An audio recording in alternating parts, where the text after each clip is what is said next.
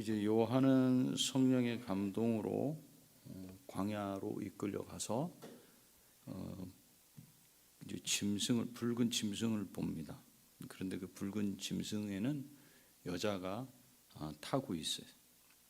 이 여자는 자주빛과 붉은빛 옷을 입고 금과 보석과 진주로 꾸미고 있는 여자예요. 그리고 금으로 된 술잔을 들고 있었는데 이미 취해 있었어요.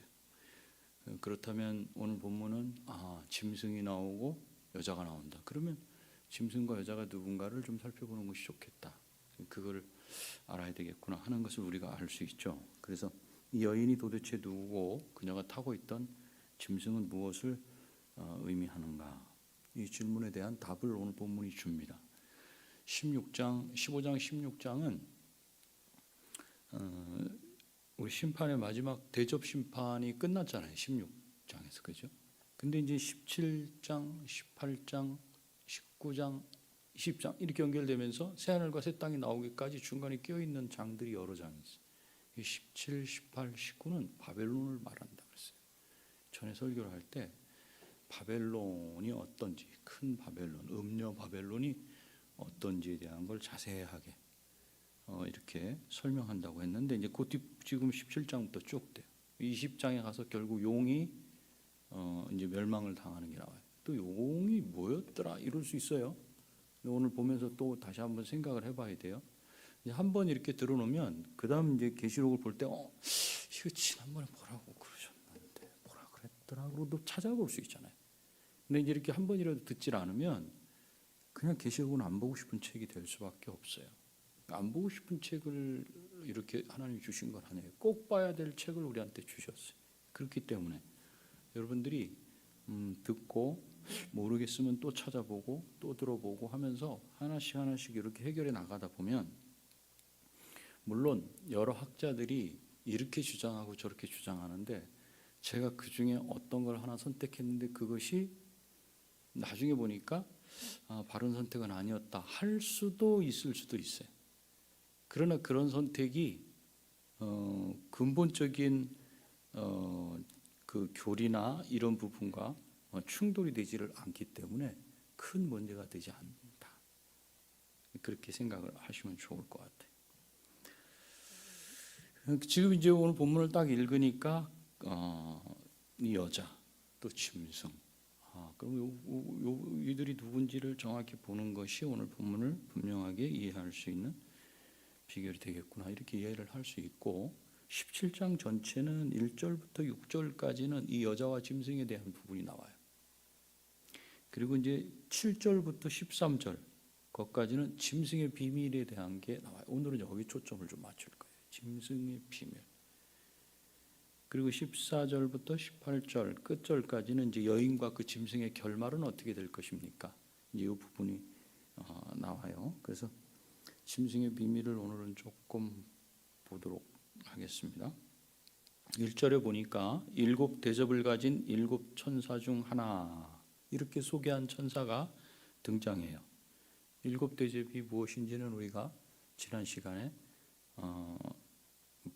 시간까지 쭉 봐왔기 때문에 알 수 있어요. 근데 반복을 하자면 3가지 심판이 있다 그랬어요. 제일 첫 번째 무슨 심판이 있었죠? 기억하세요?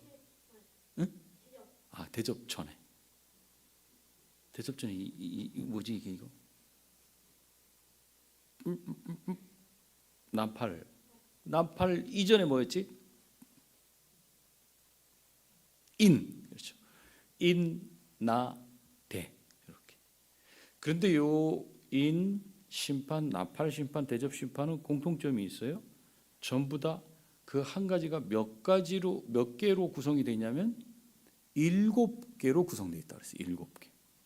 인도 7인, 나팔도 7나팔, 대접도 7대접 이렇게. 7인을 우리가 어디서 배웠냐면 6장에서 배웠어요. 6장. 그 도장이 찍힌 7개의 그 문서. 그래서 그 도장이 찍힌 문서를 그 도장 딱 찍힌 걸 딱 띄일 때마다 이제 심판으로 재앙이 임하게 되죠. 그다음에 나팔, 7나팔. 그 나팔을 하나씩 갖고 있는 천사들이 나팔을 불 때마다 재앙이 임했던 게 나팔 심판이에요. 그것이 8장 9장에 있어요. 그리고 이제 세 번째가 일곱 대접 15장 16장. 이 대접 그러면 우리는 알지만 우리 어린 친구들은 잘 모르죠. 대접 그러면 밥그릇이지, 이렇게 국그릇 같은 거, 큰 거. 천사가 대접을 하나씩 가지고 있고 그 대접을 땅에다 쏟을 때마다 이제 재앙이 임하게 돼요. 그게 15장 16장에 있었어요. 그 중에 15장 1절 보면 또 하늘에 크고 이상한 다른 이적을 보며 일곱 천사가 일곱 재앙을 가졌으니 곧 마지막 재앙이라 하나님의 진노가 이것으로 마치리로다. 이렇게 15장 1절에서 시작해서 정말 하나님의 진노가 그것으로 마치는지가 쭉 점점 강도가 심해지고 이전에 있었던 표현과 비슷한데 거기에 하나님의 진노가 다 쏟아지는 이제 그런 걸 우리가 봤어요. 그래서 16장 1절에 이제 그 재앙이 시작되는 것을 표현을 하고 있죠. 근데 이렇게 일곱 대접을 가진 일곱 천사 중 한 천사가, 일곱 대접을 가진 일곱 천사 중에 한 천사가 요한에게 와서 말하는 게 1절이에요. 이리로 오라. 한번 생각해 보세요. 일곱 대접을 가진 천사가 이제 마지막 하나님의 심판, 그 재앙을 이루기 위해서 이제 대접을 쏟는데 그 쏟음을 당하는 사람들이 반응은 우리가 봐서 알죠. 그들이 회개하지 않는다 그랬어요. 오히려 더 하나님을 모독하고 비방하고 그렇게 한다 그랬어요. 고통스러웠어. 그런데 그걸 쏟은 천사가 요한 보고 이리로 오라 그래. 저쪽은 고통을 당해서 하나님 앞에 하나님을 욕하는데 요한을 향해서는 이리로 오라. 여러분을 향해서도 이리로 오라. 이게 동시에 일어나. 근데 요한을 향해서 이리로 오라 하면서 많은 무리에 앉은 큰 음녀가 받을 심판을 내게 보이리라. 이렇게 하죠. 여기서 이제 음녀라는 이 단어는 돈을 받고 몸을 파는 여자를 뜻해요. 근데 왜 여기서 굳이 창기, 창녀의 이미지를 이렇게 사용했는가? 구약에서는 이스라엘이 하나님을 배반하고 우상 숭배에 빠졌을 때 선지자들을 통해서 이스라엘을 향해서 뭐라고 말씀하라 그러셨냐면 음행을 했다 이렇게 표현. 구약 성경을 읽어보면 그 표현이 나오죠. 음행을 했다 이렇게 표현했어요. 그때 사용된 단어가 이 창기라는 단어예요. 이사야서 1장도 보니까 신실하던 성읍이 어찌하여 창기가 되었는가 이렇게 나와요. 세상 권력을 맹목적으로 숭배하고 그래서 교만한 상태에 빠지는 것을 하나님께서는 음녀다, 창기다 이렇게 표현합니다.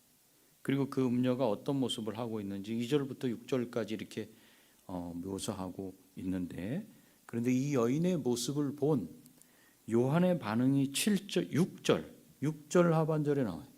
제일 마지막 부분. 그 여자를 보고 어땠어요? 놀랍게 여기고 크게 놀랍게 여기니 이렇게 되어 있어요.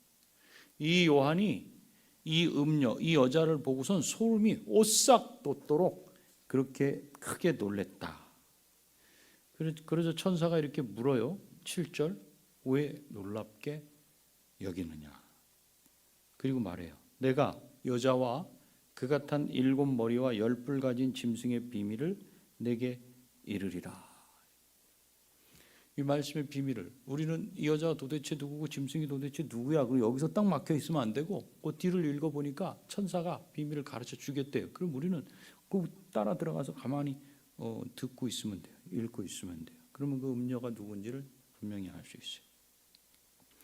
그렇다면 여기서는 이제 큰 음녀, 이 음녀의 비밀을 먼저 이렇게 말씀하는 것이 순서일 것 같은데, 여기 보면은 8절에 보시면 내가 본 짐승은 이렇게 나오죠. 그 비밀을 말씀한다 그래 놓고는 8절에 짐승을 먼저 이야기하셔. 그래서 짐승의 비밀을 먼저 말씀하는 게 옳겠다. 그래서 그 순서를 따라서 오늘은 짐승의 비밀을 먼저 본다 그랬어요. 짐승의 비밀인데 8절을 보면 이 짐승에 대해서 천사는 이렇게 표현해요. 8절을 자세히 보세요. 내가 본 짐승은 전에 있었다가 지금은 없으나 장차 무저갱으로부터 올라와 멸망으로 들어갈 자니.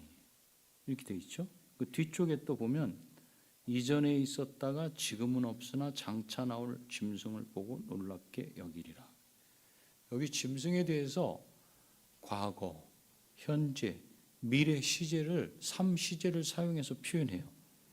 이 세 가지 시점으로 표현하는 것은 요한계시록에서는 처음에 누구한테 사용했지요? 기억을 하시자면 하나님께 사용한 표현이에요. 이 표현이 세 가지 시제로 과거, 현재, 미래를 이렇게 이야기한 게. 성부 하나님에 대해서 1장 4절에 가보면 이제도 계시고 전에도 계셨고 장차 오실리 이렇게 표현한 거 기억하시죠? 하나님, 성부 하나님에 대해서 8절에서는 이제도 있고 전에도 있었고 장차 올 자라고 이렇게 하나님을 표현했어요. 근데 오늘 본문 8절에서는 이 짐승에 대해서 두 번씩이나 이런 식으로 묘사해요. 왜 이렇게 묘사를 했을까? 이것이 짐승의 속성이에요. 짐승의 속성.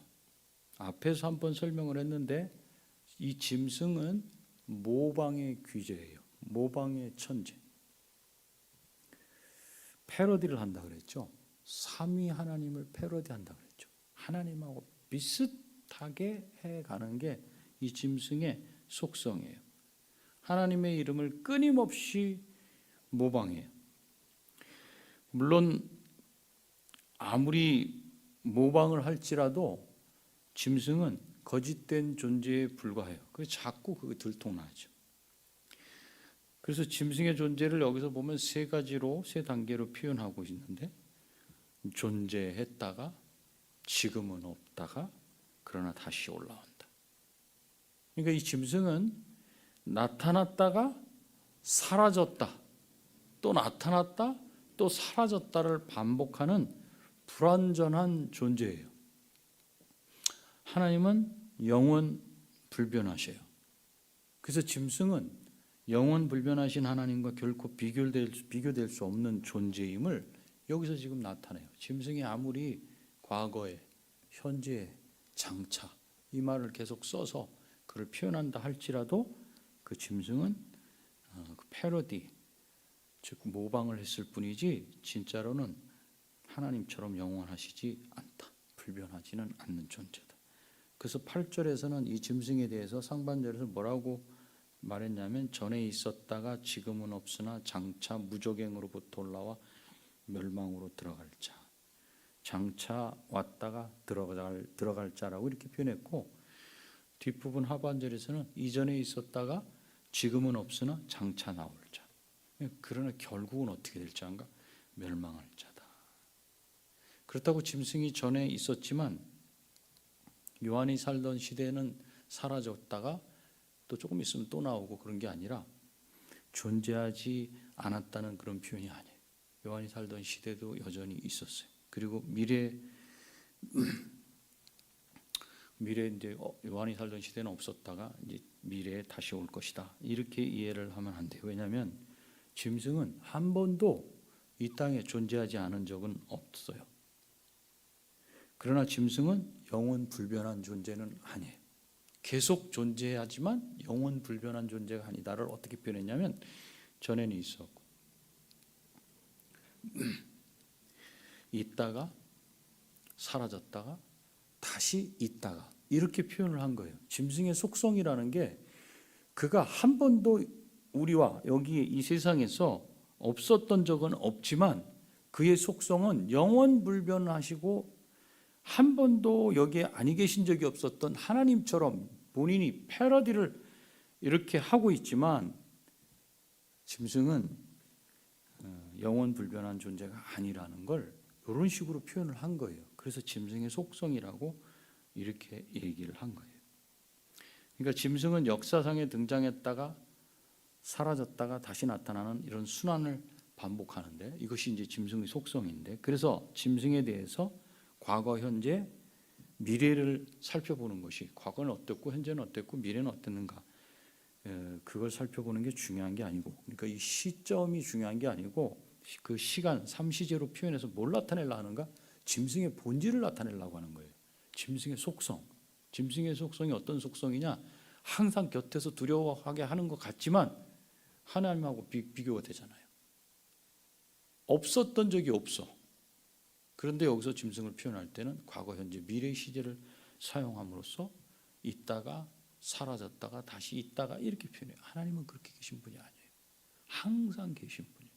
지금 이걸 볼 수 있어야 돼요. 그래서 과거, 현재, 미래라는 시제를 사용했지만 우리가 이해해야 될 거는 그 시제를 왜 썼을까가 아니라 짐승의 본질이 뭔지를 정확하게 보여주려고 하는 것이다. 짐승의 본질은 지금 핍박을 당하고 있는 초대교회 성도들이 들을 때 이 말씀이 그들에게 들리는 거하고 지금 우리에게 들리는 건 달라요.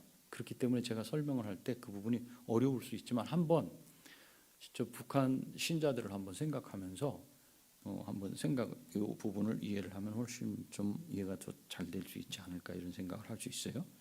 근데 3절을 보면 여자가 타고 있던 짐승은 머리가 7이고 뿔이 10개 있는 괴물이에요. 머리가 7, 뿔이 10개. 우리가 앞에서도 봤어요. 이 짐승의 머리 7이 무엇을 의미하는지 9절이 설명해요. 9절 앞부분이 어떻게 되어 있어요? 한번 읽어보겠습니다. 앞부분만. 9절 앞부분. 시작.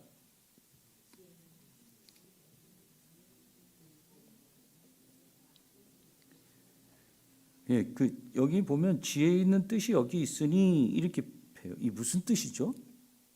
지혜 있는 뜻이 여기 있으니. 여러분들이 이렇게 읽었을 때 안 읽혀지는 건 이건 번역본을 봐야 돼요. 다른 번역본을. 쉬운 성경이든지 표준세 번역을 보셔야 돼요. 이거는 무슨 뜻인지가 이해가 잘 안 되는 표현이에요. 제가 쉬운 성경을 보니까 이렇게 돼 있어요. 이것을 이해하려면 지혜가 필요하다. 이해되세요? 이해되죠? 이 얘기가 그 얘기예요. 무슨 뜻이냐면 요거 함부로 판단하거나 함부로 여러분 그냥 이건 이거다 이렇게 하면 안 돼요. 요걸 이해하실 때는 지혜가 꼭 필요합니다. 잘못하면 이거 함부로 이걸 그냥 해석을 해버릴 수가 있습니다. 이렇게요. 그러니까 지금 7 머리의 비밀을 알기 위해서는 깊은 지혜가 요구됩니다. 함부로 해석하지 마시고 성령님께 지혜를 주셔서 알게 해 주십시오라고 하는 표현이에요. 이게 그러니까 요 뒤에 이 7 머리 이 부분에 대한 걸 우리가 알기 위해서는 성령의 지혜가 필요하다는 거예요. 천사는 이 짐승의 7 머리를 2가지로 설명하는데 9절에서 하나를 설명하고 10절에서 하나를 설명해요. 먼저 9절을 보세요. 9절에 보니까 그 7 머리는 여자가 앉은 7 산이요. 그 7 머리는 여자가 앉아 있는 7 산. 자, 산이 있어요. 7 봉우리가 있는데 그 위에 여자가 앉아 있어요. 이런 그림을 보신 적 있어요? 혹시라도 7 봉우리가 있고 그 위에 여자가 앉아 있어요. 그렇죠. 이게 우리나라 화폐가 아니기 때문에 본 적은 없을 거예요. 이거 로마 화폐. 여기서 산은 높은 산을 말하는 게 아니라 언덕을 얘기해요. 7 언덕. 7 언덕을 7 머리라고 이렇게 상징해서 말하고 있어요. 그러니까 이 음녀가 7 언덕에 앉아 있다. 우리는 못 알아들어. 어떤 여자가 7 봉우리 위에 앉아 있다. 그런 거로 누가 그린 적도 없고 우리나라에서는 그런 게 일상적으로 통용되는 그거 그러면 뭐가 딱 들어오지는 않아요. 그런데 여기 보니까 이 7 언덕에 앉아 있다는 말이 나오고 이것은 무슨 뜻인가 이렇게 설명을 안 하고 있어요. 그것은 그 사람들은 안다는 거예요. 1세기 신자들은 그게 무슨 뜻인지 안다는 거예요. 당시에 로마는 7 언덕 위에 세워진 도시이기 때문에 7 머리가 7 산이라고 설명을 할 때 초대교회 성도들은 로마의 모습을 단박에 머리에 탁 떠올렸을 거예요. 여러분 한번 구글에서 검색을 한번 해보세요. 이걸 그대로 7 여기 있는 그 표현 그대로 써서 그러면 싹 그림이 탁 나올 거예요. 로마의 지도가 딱 나오고 로마가 7 산봉우리 위에 딱 세워진 도시라는 게 딱 나와요. 그 고대 로마는 그래서 하나님을 대적하는 도시고 우상 숭배가 가득한 도시고 적그리스도적인 그런 제국이었어요. 고대 바벨론, 그 고대 바벨론의 정신을 그대로 물려받고 실현한 도시가 바로 어디였는가? 로마였어요. 7 교회의 독자들은 이걸 너무나도 잘 알고 있었어요. 그래서 요한은 가장 이해하기 쉬운 상징을 사용해서 짐승을 설명하고 있어요. 그 당시의 동전, 요걸 치시면 동전도 나올 거예요. 그 동전의 앞에는 영어로 로마라고 쓰고 이 산봉우리 7에 여자가 이렇게 앉아 있는 그 동전이 있어요. 그 동전이 통용됐어요. 근데 보통 계시록에서 요한이 이렇게 표현을 할 때는 그것을 정확하게 이거다 이렇게 표현하지 않고 상징으로 표현했잖아요. 그죠? 근데 지금 이거는 상징으로 표현 안 해요. 이거 누가 들어도 다 알아요. 7 산봉우리에 여자가 앉아 있다. 여자는 여신이라고 해요. 그러면 로마 사람들 다 알고 그 당시 사람들은 다 알아요. 그 사실은 상당히 위험한 일이죠. 이렇게 이 계시록으로 이걸 정확하게 표현하는 것. 그렇지만 요한은 더 이상 감추지 않아요. 7 나팔 재앙, 7 대접 재앙까지가 딱 나오는 걸 보고 요한이 힘을 얻었던 것일까? 아니면 더 직설적으로 너희들 되게 고통스럽지? 지금 이 로마 제국이 세계 최강이고 저들이 하나님보다 더 높은 것 같고 그렇지? 그렇지만 하면서 설명을 하는 거예요. 짐승이 누군지, 그 7머리가 무엇인지. 근데 10절에서는 짐승의 7머리를 또 7 왕이라고 부연해서 설명해요. 7머리는 7 산이다. 또 7 산은 7 왕이다. 이렇게 설명해요. 그리고 7 왕에 대해서 좀 더 자세히 얘기하는데 뭐라고 표현하냐면 그 중에 5은 망하였고 하나는 있고, 하나가 있다면 그 하나가 있는 때가 언젠가 바로 요한 계시록을 쓸 그 당시, 그 당대라는 것을 알 수가 있어요. 그러니까 그때는 있고 다른 하나는 아직 오지 않았다. 여기도 과거와 현재와 미래를 또 설명하는데 이 설명에서 알아야 될 것이 있는데 그 왕이 도대체 무엇을 의미하는가? 여기서 의미하는 왕, 성경에서 뭐라고 말하는가? 두 번째로 짐승의 7머리 중에 하나, 이 하나는 이건 몇 번째인가? 왜냐하면 5은 망하고 그 다음 하나이기 때문에 6이잖아요. 6번째는 현재 존재하고 있다는 사실이에요. 셋째는 7머리는 다 다른 머리인데 이 머리가 다 짐승의 머리예요. 다 짐승에게 딸려 있는 머리라는 뜻입니다. 그러니까 7머리는 각각이지만 다 짐승에 딸려 있다. 그 짐승의 머리다. 이 세 가지를 좀 봐야 돼요. 이것이 짐승을 이해하는 중요한 열쇠가 되기 때문에 그래요.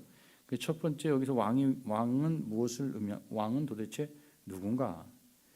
여기서 왕을 이제 내 마음대로 이렇게 생각해서는 안 돼요. 왜냐하면 왕 그러면 우리는 다 알아요. 아, 이 사람이다. 이 사람이다. 이렇게 우리가 많이 들어왔기 때문에 알 수 있지만 지혜가 좀 필요한데 이 왕에 대해서는 하나님께서 이미 다니엘 선지자를 통해서 알려주셨어요. 다니엘서에서 다니엘 선지자가 잇따라 나타나는 그 4마리의 짐승 환상을 봤어요. 그리고 그것이 무엇인지 천사를 통해서 설명을 듣게 됩니다. 천사는 다니엘에게 이렇게 알려줘요. 다니엘서 7장 17절 그 4큰 짐승은 세상에 일어날 4왕이라. 그러니까 세상에 일어날 4왕이다. 근데 우리가 여기서 생각해야 될 사실은 다니엘 시대 때 왕, 그러면 그냥 단순한 그냥 왕이 아니에요.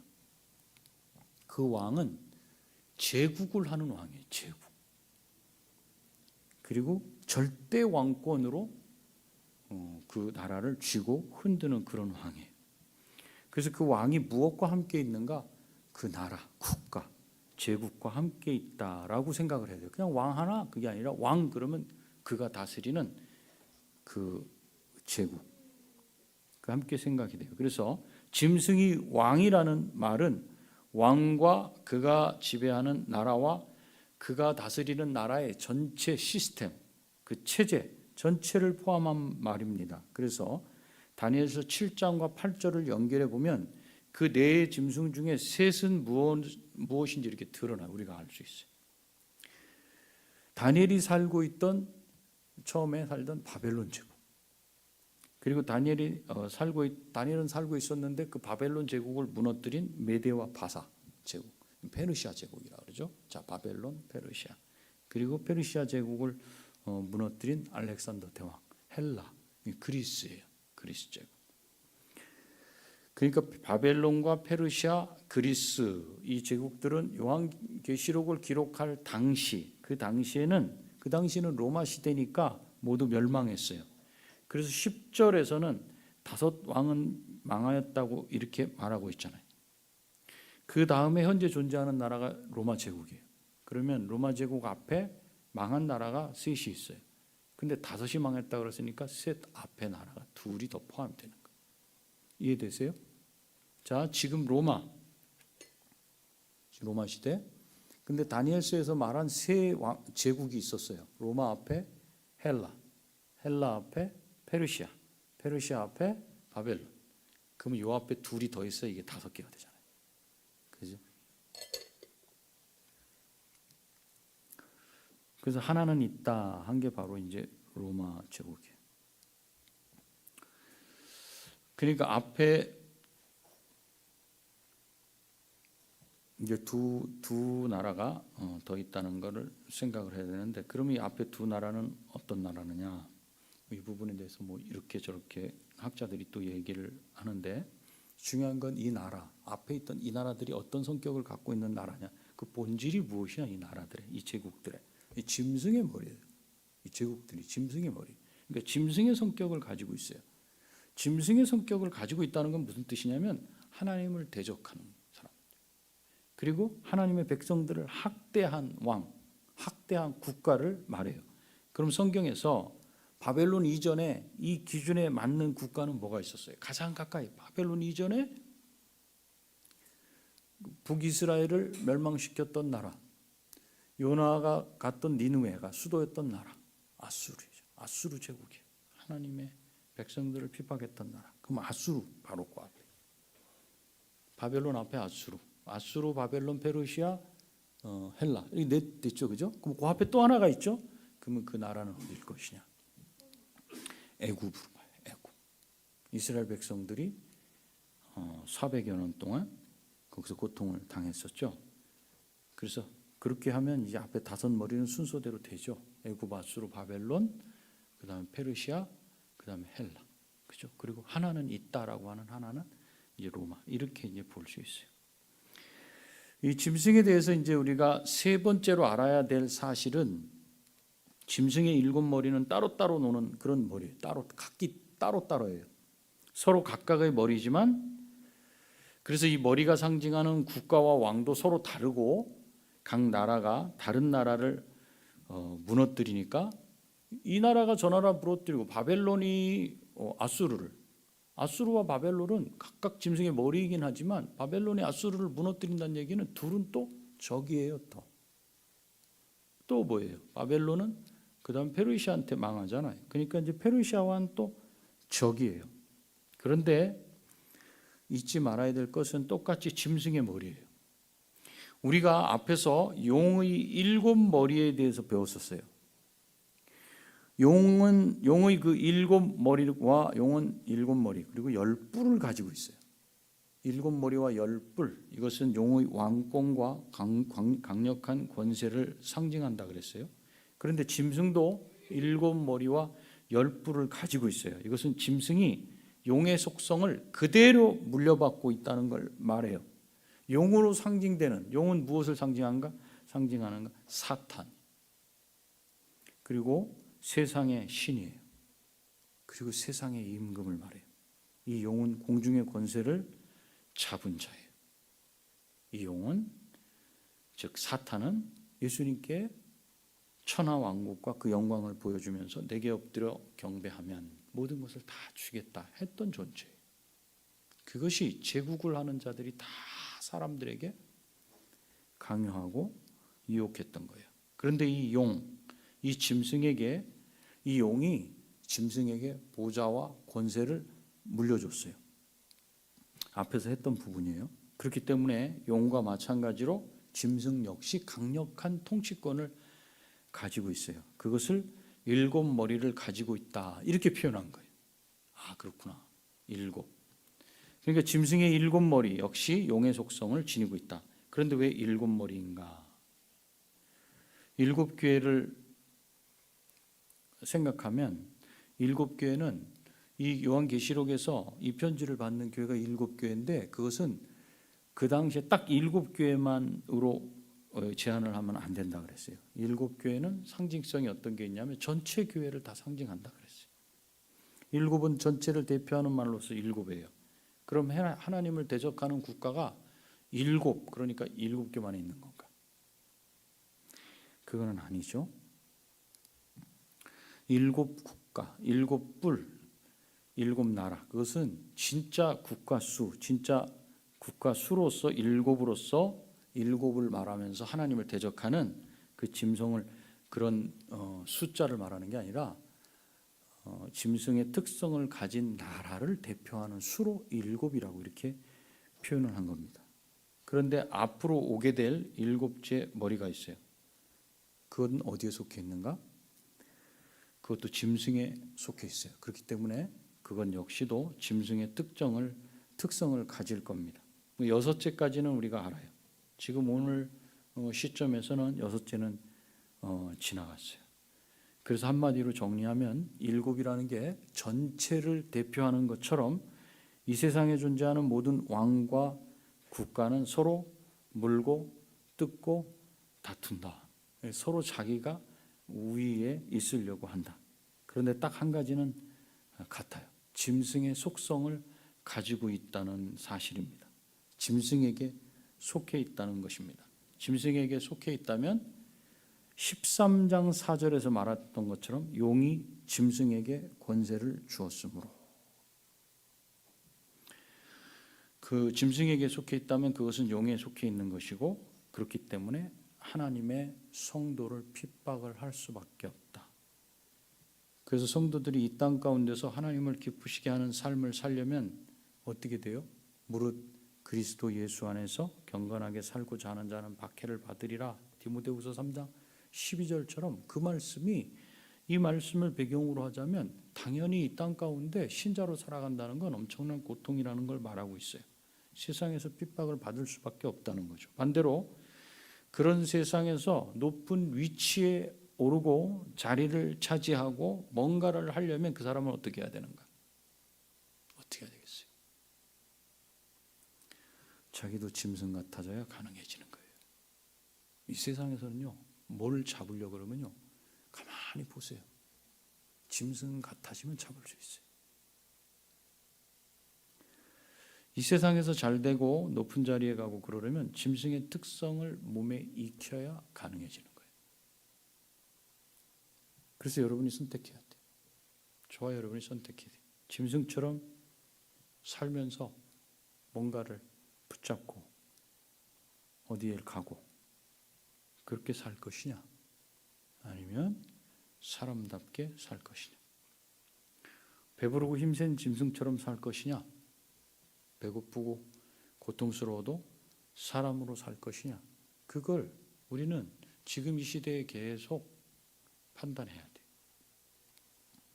11절 보시면 짐승의 7머리에 대해서 말하고 나서 이제 11절은 본격적으로 그 짐승 자체, 7머리를 가지고 있는 그 짐승이 누군지 말하고 있어요. 전에 있었다가 지금 없어진, 이렇게 하죠. 왜 없어졌는지는 이제 다음에 설명을 하고, 짐승은 8째 왕이니, 이렇게요. 8번째 왕으로 온다, 이렇게 표현하고 있어요. 이게 뭐예요? 7으로 그렇게 나오지 않아요? 11절 아니야? 11절 8째 왕이니 이렇게 되어 있잖아요. 7으로 대표된 모든 세상 나라가 끝나는 시점, 그때 온다는 거예요. 다시 말해서 10절에서 말한 7째 머리인 지도자와 그 국가가 나타나서 얼마간 계속된다 그랬어요? 10절에 보니까 얼마 동안 계속돼요? 잠시 동안 머무리라. 이게 얼마인지 모르지만 잠시 동안 계속 있다가 그 나라가 지나가면 마침내 8번째 왕이 나타날 것인데 그 왕과 그가 지배하는 국가와 그 시스템, 그 국가의 체제, 그게 뭐냐면 짐승 자체라는 거예요. 그게. 그래서 이 국가와 지도자는 매우 강력해요. 그래서 뭐라고 말하냐면 12절 13절에서 짐승에게 7머리 말고 또 뭐가 있냐면 10뿔이 있다 그래요. 10뿔. 그래서 10뿔로 상징하는 이 왕들이 한마음 한뜻으로 자기의 능력과 권세를 다 바쳐요. 쉽게 말하면 조그만 나라들이 이 큰 나라를 섬기게 되는 거예요. 충성맹세를 하는 거예요. 그 결과 14절은 어떻게 되냐면 이 짐승은 자기를 지원하는 10왕을 데리고 누구와 전쟁을 벌여요? 14절 보니까 어린 양과 전쟁을 벌여요. 이 짐승이 누군지를 알겠죠? 그를 추종하는 앞으로 이 추종하는 세력들이 어떻게 될지 다 이 눈으로 보이는 거예요. 어린 양은 예수 그리스도십니다. 어린 양이신 예수 그리스도와 전쟁을 일으켜요.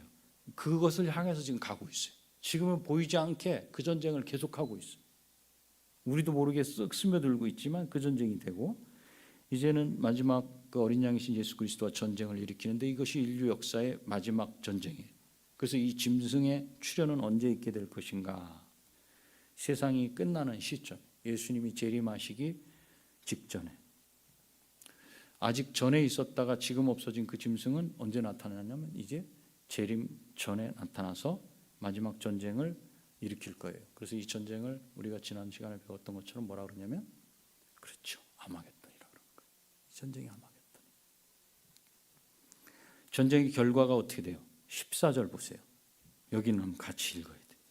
17장 14절 시작. 그들이 어린 양과 더불어 싸우려니 와. 싸움이 일어나는 거예요. 그런데 어린 양은 만왕의 왕이심으로 그들을 이기실 터이요. 또 그와 함께 있는 자들 곧 부르심을 받고 택하심을 받은 진실한 자들도 이기리로다. 결과가 어떻게 되냐? 그리스도께서 승리하신다. 그리스도가 누구시기 때문에? 만주의 주시고 만왕의 왕이시기 때문에. 또 그와 함께 있는 자들 곧 부르심을 받고 택하심을 받은 진실한 자들도 이기리로다. 이기리로다 이 표현을 들은 그 초대교회 박해 가운데 있었던 성도들이 그 마음이 어땠겠어요? 그냥 시원하지 않았겠어요? 이렇게 세상 나라가 끝나고 하나님 나라가 세워지는 거예요. 그렇기 때문에 8절과 11절이 뭐라고 그러냐면 그리스도를 대적한 이 짐승을 가리켜 어떻게 된다고 해요? 분명히 8절 11절 보시면 11절 끝에 그가 멸망으로 들어가리라. 8절도 마찬가지. 올라와 멸망으로 들어갈 자니. 멸망. 오늘은 여기까지. 오늘 본문에서 우리는 짐승의 비밀을 좀 알았죠. 그 정리가 필요해요. 세상을 바라보는 눈이 저와 여러분에게 정리가 안 되면 그냥 그 속에 들어가서 살게 돼. 그 속에. 짐승은 한 시대에만 나타나는 게 아니라 세상에 존재하는 모든 시대 계속 나타나는 존재. 요한은 당시 성도들에게 짐승 5은 망했고 지금 있는 하나도 망할 것이다. 다른 하나도 잠시 동안 이렇게 표현해요. 잠시 존재하지만 결국은 멸망할 것이다. 마지막 때 나타날 짐승의 머리 7제왕도 결국 망할 것이다. 그 짐승은 멸망으로 들어갈 자이다. 이 짐승은 나타났다가 사라졌다를 반복하는 불완전한 존재이다. 반드시 잠시 머무를 것이니 성도들은 어떻게 해야 되는가? 그 짐승을 두려워하지 말아라. 요한은 짐승을 두려워하지 말 것을 지금 강조하고 있어요. 요한은 지금 배교의 위협 아래 고난당하는 성도들에게 분명한 메시지를 선포하는 거예요. 잠시만 더 견뎌라. 그리고 위험 부담이 있죠. 바로 요한계시록이 오픈이 되면 죽을 가능성이 있는 사람이 누구예요? 요한이에요. 그럼에도 가리지 않고 7 언덕 위에 있는 여자. 이 분명하게 말씀하고 있어요. 일곱 통치자가 올 것이다. 그렇지만 멸망할 것이다.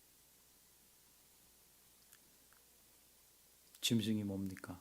짐승. 한마디로 하나님을 대적하고, 그렇기 때문에 하나님 대적한다는 건요, 여러분, 하나님과의 관계 가운데 일어나는 일이구나 이렇게 생각하면 안 돼요. 하나님과의 관계 가운데 일어나는 건 하나님의 자녀인 하나님의 백성에게 그대로 그것이 나타나요.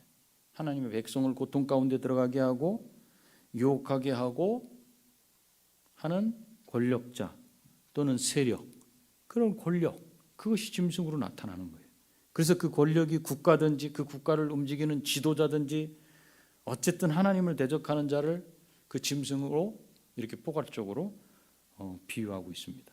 짐승이 일곱 머리를 갖고 있었는데 이 머리가 서로 다퉈서 싸우고 상대를 무너뜨리지만 하나님을 대적한다는 면에서는 모두 똑같아요. 따라서 이 짐승은 어느 한 시대에만 존재했던 것이 아니라 역사상 계속 존재하고 있다. 우리는 짐승의 영향력이 크게 미치는 세상에서 살고 있어요. 그럼 우리가 뭘 조심해야 되는가? 여러분, 그 짐승 때문에 힘들어요. 지금 이 시대에 짐승이 어디 있어 도대체? 그럴 수 있죠. 이 시대의 가치관, 정신, 문화, 우리 뭐 K문화 막 자랑하잖아요. 우리가 외국에 수출해가지고 좋은 영향력을 끼칠 수 있는 문화가 어떤 거예요? 그게 수출돼야 될 문화예요. 그게 K-팝으로 대변되는 K-문화는 그게 어떻게 선한 영향력을 끼칠 수 있는지는 생각을 해봐야 돼요. 문화, 정신, 사상, 죄의 유혹에 빠지지 않도록 우리는 조심하면서 살아야 돼요. 그래서 육신의 정욕과 안목의 정욕과 이생의 자랑, 요한일서에 있는 말씀처럼 그걸 즐기지 말아야 돼요. 이 시대는 얼마든지 즐길 수 있는 시대인데도 불구하고 그걸 즐기지 말아야 돼요. 절제를 할 수 있어야 돼요. 또 교회가 안정되게 신앙생활을 할 수 있도록, 또 성도들이 평안한 신앙생활을 할 수 있도록 짐승에게 동조하고 타협해서는 안 됩니다. 그래서 예수님의 동생 야고보는 이렇게 경고해요. 야고보서 4장에서 가늠한 여인들아, 세상과 벗된 것이 하나님과 원수됨을 알지 못하느냐. 그런즉 누구든지 세상과 벗이 되고자 하는 자는 스스로 하나님과 원수되는 것이니라. 어떤 목사님은, 외국 목사님인데 책에다 이렇게 썼어요. 한 사람이 어떤 사람인지를 알려면 그 사람이 만나는 5사람만 확인해 보면 알 수 있대요. 그 사람이 가까이 지내는 5사람만 확인해 보면 그가 누군지를 알 수 있대요. 그리스도인이 어떤 사람인지 알려면 그 사람의 친구 혹은 가까이 지내는 사람 5사람만 찾아보면 그가 누군지 알 수 있고 자기 자신이 내가 누군지를 알 수 있어요. 내게 영향을 줄 수 있는 사람들과 문화와 생각, 사상, 이런 모든 것들이 오늘 나를 다시 오실 예수 그리스도를 소망하며 살게 하는지 돌아봐야 하는 때가 된 것 같습니다. 잠깐 후면은 주님은 오실 것입니다. 지금 힘들어도 잠깐 동안, 표현을 잊지 마세요. 잠깐 동안, 잠시만 견디면 됩니다. 우리는 하나님의 자녀이기 때문에 그렇습니다. 그것이 우리의 정체성이에요.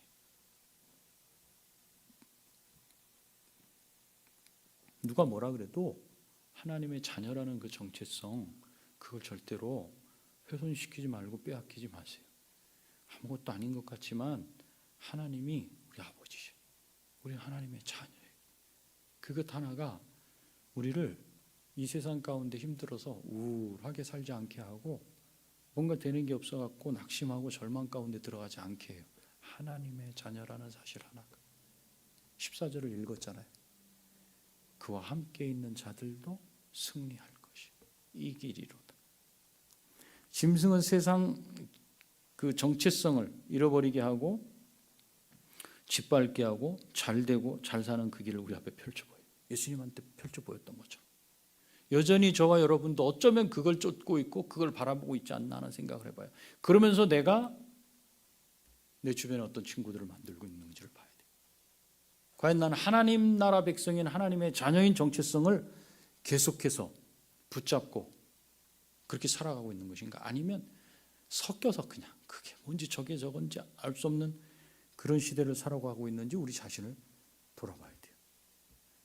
그래서 그 길로 가지 않고 1세기에 7교회의 성도들이 이 요한의 이 편지를 다 듣고 또 읽으면서 잘 견디고 주님을 소망하며 살았던 것처럼 저와 여러분도 그 정체성을 잃게 하는 이 사회의 수많은 그런 사상, 문화 이런 것에 우리가 현혹되고 넘어가지 않고 하나님 자녀라는 정체성 또 믿음 그걸 지키고 당당하게 살아가시는 저와 여러분이 되시기를 바랍니다. 기도하시겠습니다. 주님, 참 우리는 자유민주주의 사랑합니다. 자유민주주의가 되면 신앙도 굳건해지고 하나님 자녀란 정체성도 더욱 확고해질 것이라고 생각할 수 있는데 주님, 우리가 지금 교회의 실정을 압니다. 그렇지 못합니다. 도대체 무엇이 문제인가? 하나님 자녀라는 그 정체성 또 그 믿음을 헌신짝처럼 그렇게 내버리지 않았는가? 이 시대에 한 번도 잠도 자지 않으면서 어떻게든지 하나님 자녀 정체성을 잃게 하고 믿음을 잃게 하는 마귀의 장난질에 나도 모르게 스며들어 있지 않는가? 그래서 그저 모든 걸 다 곳간을 다 열어 젖히고 다 보여주고 그렇게 살아가고 있지 않는가? 우리를 들여다봅니다. 주님, 잠깐 동안 그 시간이 진행될 것이고 우리 주님 다시 오실 것을 우리 분명히 가슴속에 새기고 이 시간을 잘 지낼 수 있도록 믿음을 잘 지킬 수 있도록 하나님 자녀된 정체성을 잘 간직할 수 있도록 살아낼 수 있도록 은혜 베풀어 주시옵소서. 예수님의 거룩하신 이름으로 기도드립니다. 아멘.